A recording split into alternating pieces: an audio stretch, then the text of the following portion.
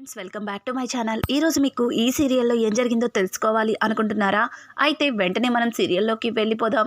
ఇక పల్లవి అయితే తన కడుపులో బిడ్డని చంపుకోలేనని, తన భర్తని, తన బిడ్డని వదులుకొని నా లైఫ్ని పాడు చేసుకోనని తన తండ్రి చక్రధర్కి చెప్తుంది.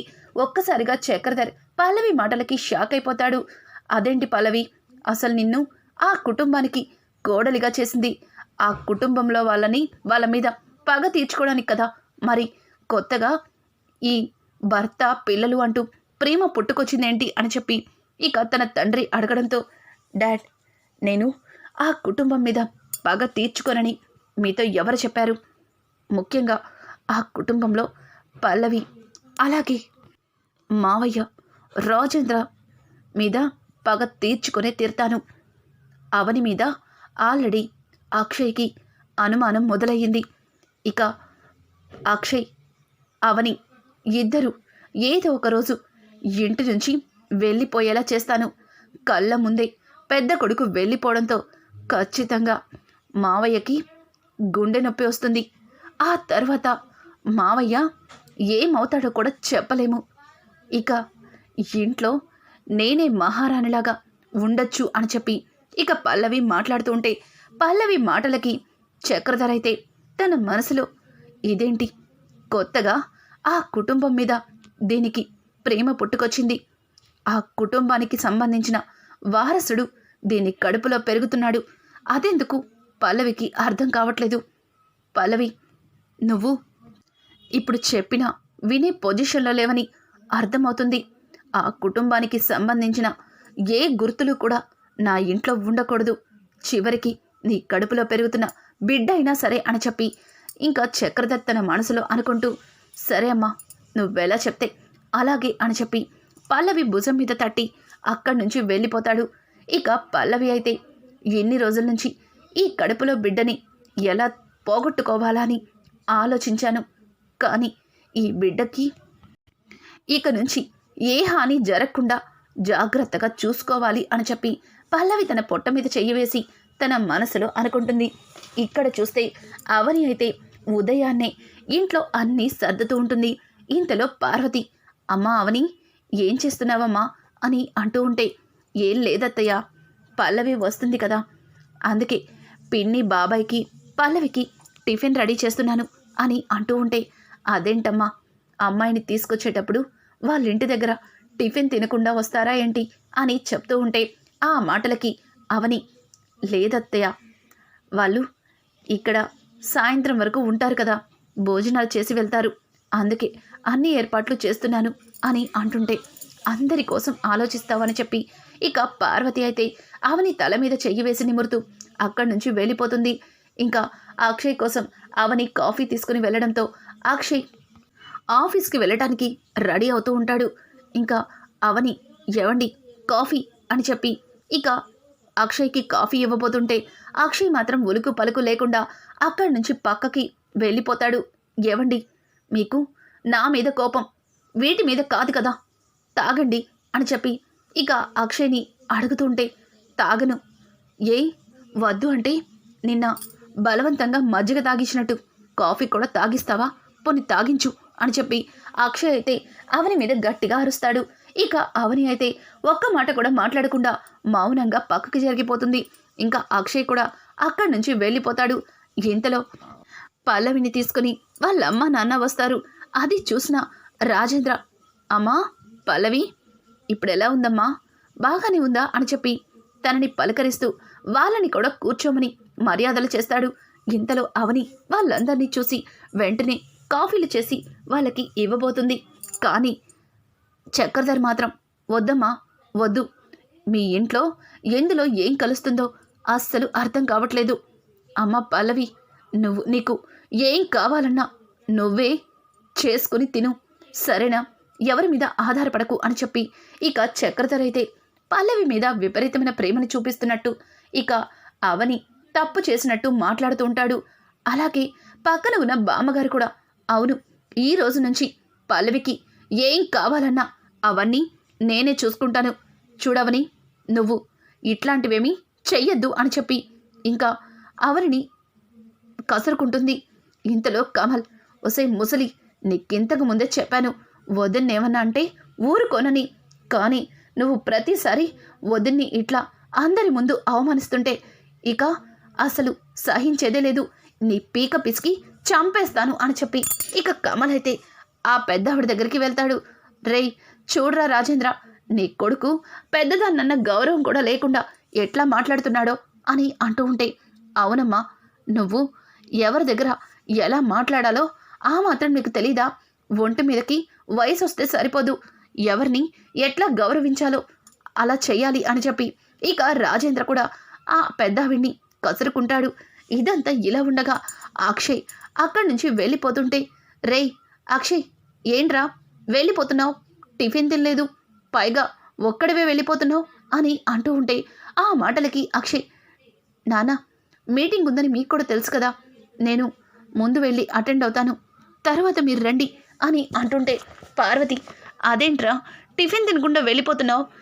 మనందరి కోసం ఉదయాన్నే అవని టిఫిన్లు రెడీ చేసింది, పైగా నీకిష్టమని పెసరట్టు కూడా వేసింది అని అంటూ ఉంటే, అమ్మా ఇప్పుడు దానికోసం ఆశపడితే అక్కడ మీటింగ్కి లేట్ అవుతుంది, నేను తర్వాత వచ్చి తింటాను అని చెప్పి ఇక ఒక్క మాట కూడా మాట్లాడకుండా అక్షయ్ అక్కడి నుంచి వెళ్ళిపోతాడు.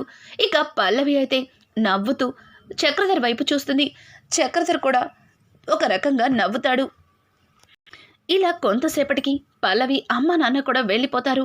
ఆ తర్వాత అవని కిచెన్లో ఏదో వంట చేస్తూ ఉండగా అవని దగ్గరికి పల్లవి వస్తుంది. పల్లవి అవనితో మాట్లాడుతూ, ఏంటి బావగారు చూస్తుంటే నిన్ను అస్సలు పట్టించుకోవట్లేదు, ఒక విధంగా నీ మీద బాగా అసహ్యాన్ని పెంచుకున్నట్టున్నారు అని చెప్పి పల్లవి అవనిని అడుగుతుంటే, అవని నీ కళ ఎందుకు అనిపిస్తుంది? అదేం లేదు, ఆయన నేను బాగానే ఉన్నాం, నువ్వు లేనిపోని ఆలోచనలు పెట్టుకొని నీ మనసేమీ పాడు చేసుకోకు, ఇప్పుడు నీ కడుపులో బిడ్డ గురించి ఆలోచించు అని చెప్పి ఇక అవని అయితే చాలా కోపంగా అక్కడి నుంచి వెళ్ళిపోతుంది. ఇంతలో అక్షయ్ కూడా ఇంటికి వస్తాడు. అక్షయ్ సోఫాలో కూర్చున్న వాళ్ళ నాన్న దగ్గరికి వెళ్ళి, నాన్న ఈరోజు ప్రాజెక్ట్ గురించి మీతో కొంచెం డిస్కషన్ చేయాలి అని చెప్పి తన ల్యాప్టాప్ని ఓపెన్ చేసి ఇక రాజేంద్రకి అన్నీ చూపిస్తూ మాట్లాడుతూ ఉంటాడు. ఇంతలో అవని కూడా వాళ్ళిద్దరికీ కాఫీలిచ్చి ఇంకా ఇంటిని శుభ్రం చేస్తూ ఉంటుంది. అలా ఇల్లు మొత్తాన్ని శుభ్రం చేస్తూ ఉండగా పైన కరెక్ట్గా అక్షయ్ కూర్చున్న ప్లేస్లో క్లీన్ చేస్తూ ఉంటుంది. ఇక్కడ చూస్తే రాజేంద్ర అయితే, సరే అక్షయ్, నువ్వు ఈ ప్రాజెక్ట్ ఎలా అయినా సరే మనకే వచ్చేలా చెయ్యి, ఇప్పుడే ఒక కాల్ మాట్లాడి వస్తాను అని చెప్పి రాజేంద్ర తన ఫోన్ తీసుకొని పక్కకైతే వెళ్తాడు. కరెక్ట్గా రాజేంద్ర వెళ్ళిపోయిన మరుక్షణమే పైనుంచి ఒక ఫ్లవర్ వాజ్ టప్ పని పడుతుంది. అది అక్షయ్కి పక్కగా పడుతుంది. ఇక ఉన్నట్టుండి ఒక్కసారిగా అవని పైనుంచి కిందకి చూడడంతో అందరూ కూడా పరుగు పరుగున అక్కడికి వస్తారు. ఇంకా పైనుంచి అవని ఆ ఫ్లవర్ వాజ్ పగలడంతో చాలా కంగారుగా కిందకి వస్తుంది. ఇక అక్షయ్ వాళ్ళ చెల్లైతే పార్వతితో, అమ్మా ఆ ఫ్లవర్ వాజ్ అన్నయ్య తల మీద పడితే అన్నయ్య పరిస్థితి ఏమయ్యేదమ్మా అని చెప్పి మాట్లాడడంతో పార్వతి ఒక్కసారిగా, అవును అక్షయ్ పరిస్థితి ఏమయ్యేది, దేవుడి దయవల్ల అది పక్కన పడింది, అవని అసలు నువ్వు పైన ఏం చేస్తున్నావు అని అనడంతో ఇక అవని అయితే, ఏమో ఏమో అత్తయ్య గారు, ఆ ఫ్లవర్ వాజ్ ఎలా పడిందో నాకు తెలీదు, నేను పైన మొత్తం క్లీన్ చేస్తున్నాను అని చెప్పి ఇక అవని మాట్లాడుతూ ఉంటే అవని మాటలకి పల్లవి అయితే, ఏంటి పైన క్లీన్ చేస్తుంది నువ్వా? అంటే బావగారి మీద ఆ ఫ్లవర్ వాజ్ని పడేసింది కూడా నువ్వేనా అని చెప్పి పల్లవి అయితే ఆశ్చర్యంగా అవనిని అడుగుతుంది. ఇక అవని అయితే, లేదు నేను పడేలేదు, అది ఎలా పడిందో నాకు తెలీదు, నేను ఈ మూలన కూర్చుని అంత క్లీన్ చేస్తున్నాను, ఫ్లవర్ వాజ్ ఆ చివరగా అని అంటుంటే ఇక అక్షయ్ అయితే, షటప్ షటప్, ఆపు, ఏం మాట్లాడుతున్నావు, అసలు నువ్వు ఏం ఆలోచిస్తున్నావో నాకేం అర్థం కావట్లేదు, అంటే నేను నీకు అడ్డుగా ఉన్నానని నన్ను అడ్డు తొలగించుకోవడానికి ఇదొక ప్రయత్నమా అని చెప్పి అక్షయ్ అడగడంతో ఒక్కసారిగా అందరూ షాక్ అయిపోతారు. ఇక పెద్దవిడైతే అక్షయ్ ఏం మాట్లాడుతున్నావురా అని అంటుంటే పార్వతి కూడా అవును, అడ్డు తొలగించుకోవడం ఏంట్రా, నువ్వు అవనికి భర్త, తనెందుకు నిన్ను చంపాలనుకుంటుంది అని చెప్పి ఇంకా పార్వతి కూడా అక్షయ్ని అడుగుతుంది. ఇంతలో అక్కడికి చక్రధర్ అయితే వస్తాడు. చక్రధర్ నేను చెప్తాను అవని అక్షయ్ని ఎందుకు చంపాలనుకుంటుందో అని చెప్పడంతో ఒక్కసారిగా అందరూ చక్రధర్ వైపు ఆశ్చర్యంగా చూస్తారు. అవని కూడా నేనెందుకు ఆయన్ని చంపాలనుకుంటాను అని చెప్పి ఇక అడుగుతూ ఉంటే చెప్తాను అవని, చెప్తాను.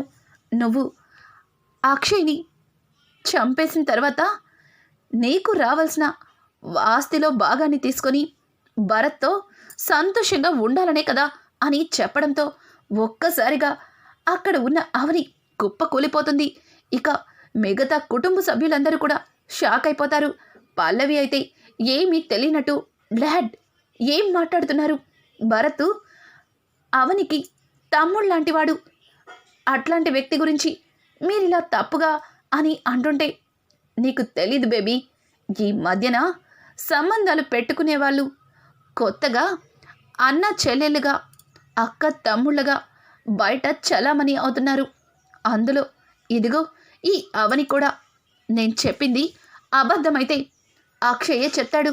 చెప్పు అక్షయ్, నేను చెప్పింది నిజమా అబద్ధమా చెప్పు అని అడగడంతో ఒక్కసారిగా పార్వతి రేయ్ అక్షయ్ ఏంట్రా ఈ జరుగుతుందేంటో నాకు అర్థం కావట్లేదు, చక్రధర్ చెప్తుంది నిజమా చెప్పరా అని అంటుంటే ఇక అక్షయ్ అయితే అవునమ్మా, అవని భరత్తో అక్రమ సంబంధాన్ని పెట్టుకుంది. దానికి అడ్డుగా ఉన్న నన్ను తప్పించాలని చూస్తుంది. మావయ్య చెప్పింది నిజమే అని చెప్పి అక్షయ్ అందరి ముందు చెప్పడంతో ఒక్కసారిగా అవని నోటి నుంచి మాట రాదు. అక్కడికక్కడే కుప్ప కూలిపోతుంది. ఇక పెద్దావిడైతే నాకు తెలుసు, దీన్ని ముందు నుంచి చూస్తూనే ఉన్నాను, దీని పనులన్నీ ఇలాగే ఉన్నాయి.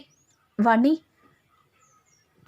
జైలు నుంచి బయటికి తీసుకురావడం, అలాగే వాడి మీద ఒక్క మాట కూడా పడకపోవడం, ప్రతి విషయంలోనూ వాణ్ణి వెనకేసుకురావడం, ఇది చేస్తున్నవన్నీ నాకు అనుమానం వచ్చేలాగే చేశాయి. కానీ తమ్ముడు అంటుంది కదా అని వదిలేశాను. చూసారుగా ఈ అవని చేస్తున్న పనులు. ఇది అనాథని మీరందరూ అనుకుంటున్నారు, కానీ చాలా అంటే తప్పులు చేస్తుంది అని చెప్పి పెద్దావిడ అవనిని అందరి ముందు అవమానిస్తుంది. ఇంతలో రాజేంద్ర అమ్మా అని గట్టిగా అరుస్తాడు. ఇక పెద్దావిడ సైలెంట్ అయిపోతుంది. ఇంకా రాజేంద్ర అయితే చక్రధర్ దగ్గరకు వచ్చి చక్రధర్, అవని మా ఇంటి పెద్ద కోడలు, తన మీద నువ్వు ఇట్లాంటి అబండాలు వేస్తే ఊరుకునేదే లేదు అని అంటుంటే బావా నేను ఇదంతా కావాలని చేయటం లేదు, కావాలంటే అక్షయ్ని కూడా అడగండి, తనే నీకు నిజం చెప్తాడు అని చెప్పడంతో ఇక రాజేంద్ర అక్షయ్ వైపు చూస్తాడు. అక్షయ్ అవును నాన్న, అవని నా నోటితో నేను చెప్పలేను అని చెప్పి అక్షయ్ అక్కడి నుంచి వెళ్ళిపోతాడు. ఇక రాజేంద్ర అయితే అవని దగ్గరికి వెళ్ళి అవని ఏంటమ్మా ఇదంతా, నువ్వు ఇట్లాంటి పని చేశావా అని అడగడంతో ఇక వెంటనే అవని లేదు మీరందరూ నన్ను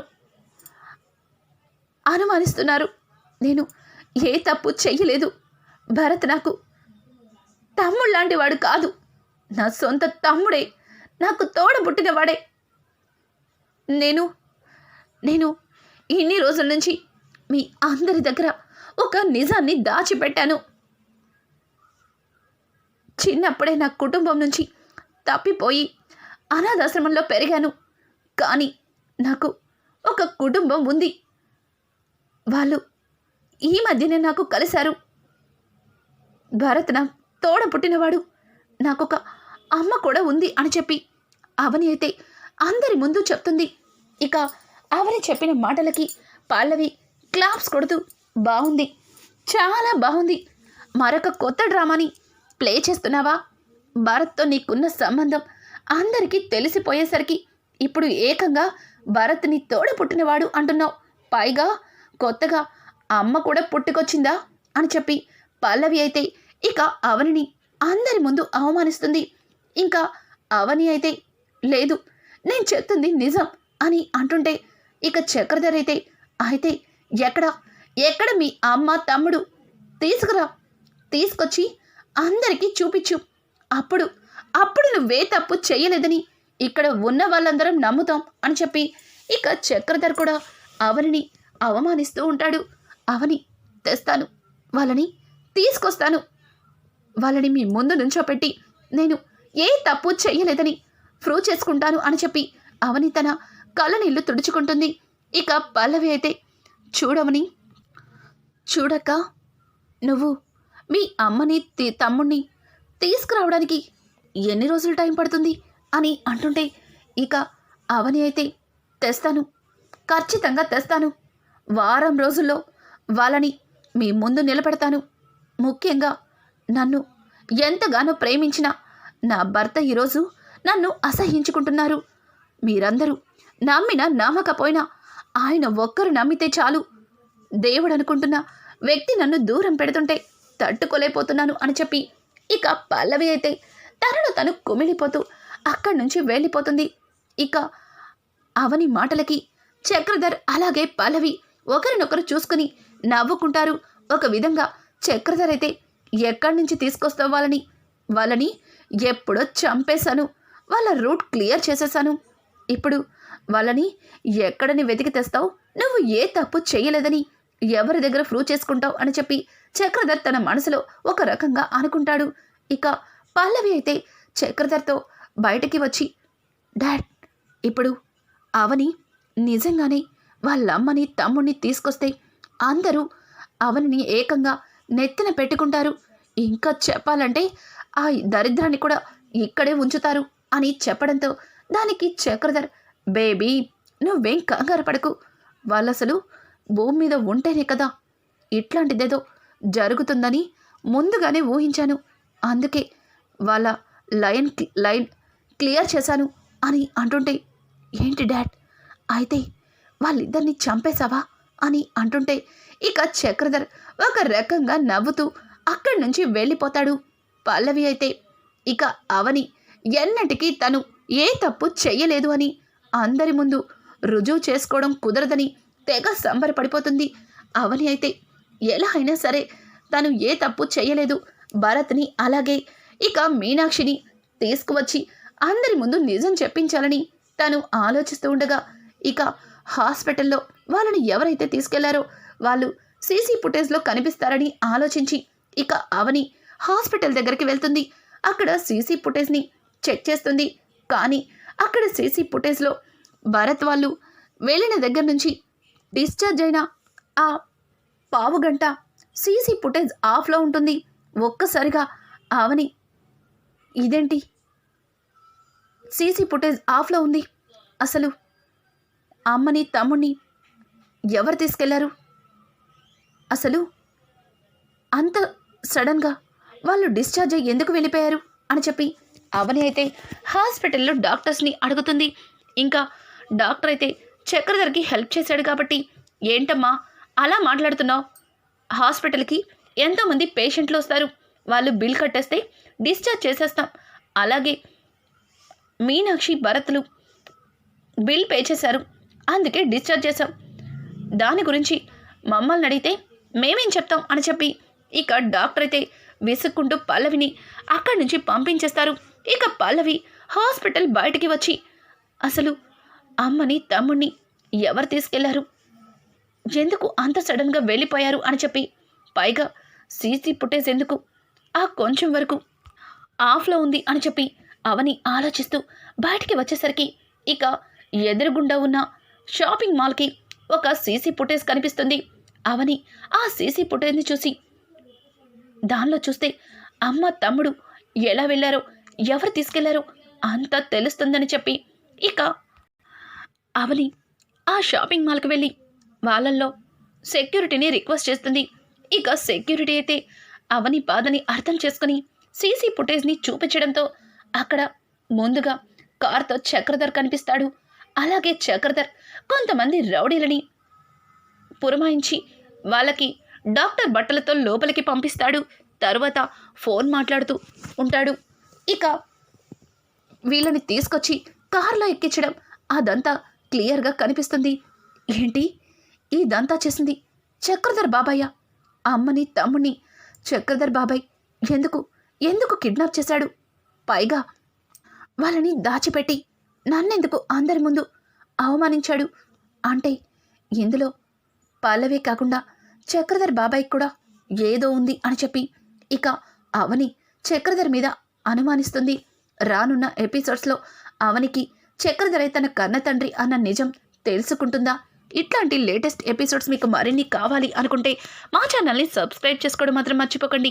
thanks for watching friends. Welcome back to my channel.